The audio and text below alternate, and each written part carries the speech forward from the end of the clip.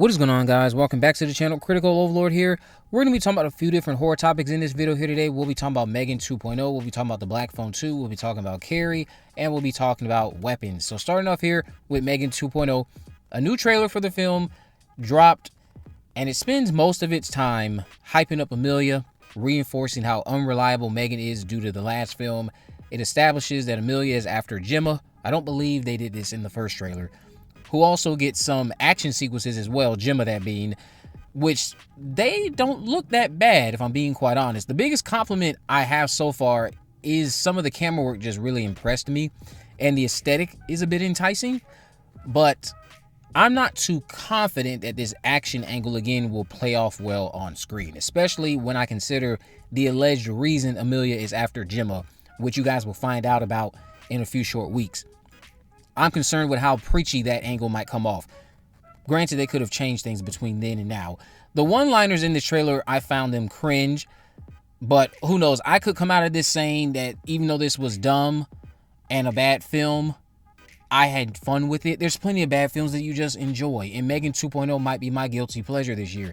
I just don't have a lot of faith in it, because abandoning the horror too much, even though you didn't abandon it completely, as Gerard Johnson pointed out, you might have abandoned it enough to completely turn off people who loved that first movie.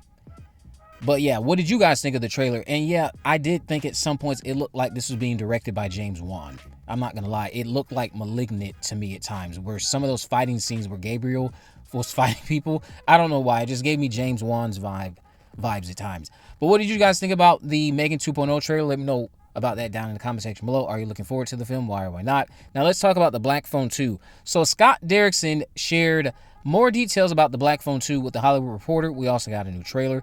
The first movie was a ghost movie, but all the ghosts were victims, which is typical, a ghost story. But in this one, you got a ghost that is a villain, obviously in reference to Ethan Hawke's The Grabber, because they're going down the Freddy Krueger route. Says a middle school coming-of-age horror movie is a different animal than a high school coming-of-age horror film. And there's a ratcheting up of intensity because of that. It is certainly more violent, scarier, more graphic, and part of that is because of the age of the kids. Now, the trailer shockingly dropped on Sunday night.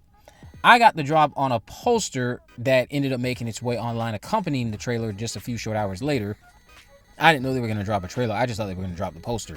But that was sent to me in advance before it dropped online. But it looked absolutely fantastic. I'm already hearing from some of you who doubted this sequel that you're starting to warm up to it because of the Freddy Krueger route. And to Scott's point, it does look darker and more violent than the first. My only concern going into this sequel is what's the Black Phone 2's overall message going to be? Or I should say Black Phone 2. I guess they got rid of the. That first film tackled finding your inner confidence. Finney has already found this, so now I guess we'll just be seeing him put it to use for more than 2 minutes this time. That's the only thing I have really as a concern. And if that's my only concern, I guess that's a good thing. Because, yeah, everything about that trailer looked fantastic. But my whole thing is, what's the overall message going to be? Because the first film has a really good message for young children and even preteens, teens, just anyone in general. But definitely for the kids. It's a perfect gateway horror film. Yes, it's a bit more darker than some other films involving children, but I think this is still a perfect gateway horror film for teens, preteens, and onward. But I am looking forward to the Black Phone 2. I enjoyed the trailer. It does look a bit more violent and everything that Scott mentioned in this interview with the Hollywood Reporter. What did you guys think about the trailer and the looks at the Grabber? Do you like the Freddy Krueger route? Why or why not? Let me know all of that down below. Now let's talk about Carrie, Mike Flanagan's Carrie. Variety has learned the entirety of the main Carrie cast, or the main cast for Carrie. The upcoming series we know from the brilliant Mike Flanagan will include Summer H. Howell as Carrie White, Sienna Agudon as Sue Snell, Matthew Lillard as Principal Grail, Samantha Sloyan as Margaret White, Allison Thornton as Chris Hargensen, Thalia Dudek as Emmeline, Amber Midthunder as Miss Desjardins, Josie Toda as Tina, Arthur Conti as Billy. Wasn't he in Beetlejuice too? Then you have Joel Aulette as Tommy. Now, Samantha, from my memory, has been brilliant in all of the projects I've seen her in with Mike Flanagan. I still despise her character from Midnight Mass because of how well she portrayed that role.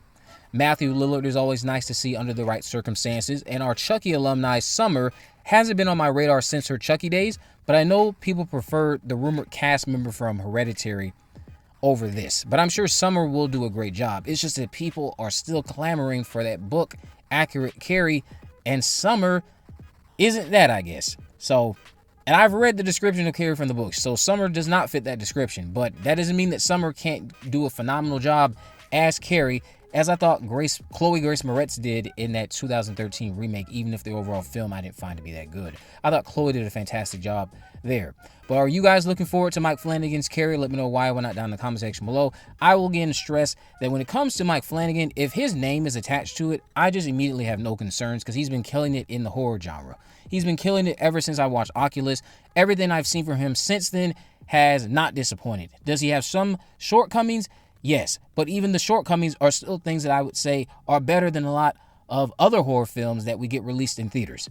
And again, I still cannot believe he gave such a fantastic sequel to The Shining all those years later with Dr. Sleep.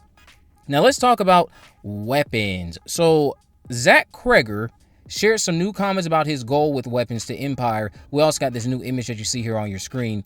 He said it's a fun movie. It's funny, it's scary, it's inviting. It's not a grim moral slog. And yet the story it tells is really fucked up. To his point, I do think it has some comedic bits in it that people will enjoy, mostly from Miss Gladys, who, if you've heard me talk about Miss Gladys, you know who she is. And yes, you got glimpses of her featured throughout the trailer that dropped. She's supposed to be this long legs like force for the film, I would say. That's what I can compare her to, long legs. She is the long legs of weapons, and I'm pretty certain her presence will involve a lot of humor. From what I have heard and what I have read, when she is on screen, she's going to be the talk of the town when this movie drops. Something about Miss Gladys and how she is presented and the way she carries herself, I can see her being a favorite with the horror community. I can see the horror community just welcoming her with open arms. They're going to be talking about her when this film drops. And I think Weapons will occupy the third best horror film of the year for me. Right now I have Sinners, and then I have Bring Her Back. And I think Weapons will be number 3. Unfortunately, that is not occupied by Final Destination, and I doubt it'll be occupied by any of the other sequels coming out this year. But that's fine. I have high hopes for Weapons, and I think it is going to be the best horror film of the year. Not to say that I'll prefer it over Sinners, but I think for most people, I can see Weapons just being like the Get Out of the year. I can see it having that kind of impact. Just what he has done here, I think is going to be very special. And the trailers that they have dropped, the marketing, everything is fantastic. It's enticing. It's getting you on the edge. And I cannot wait to see this film on the big screen. But what do you guys think about all this? Let me know down in the comment section below. If you haven't already, of course, make sure you subscribe, turn on post notifications in every video. In the description, I have links to all of my social media accounts. I am on Facebook, Twitter, and Instagram. You can message me there, of course. Let me know if there are any movies, news, or reviews you'd like me to cover in the future. And with all that in mind, guys, I will see you in the next video.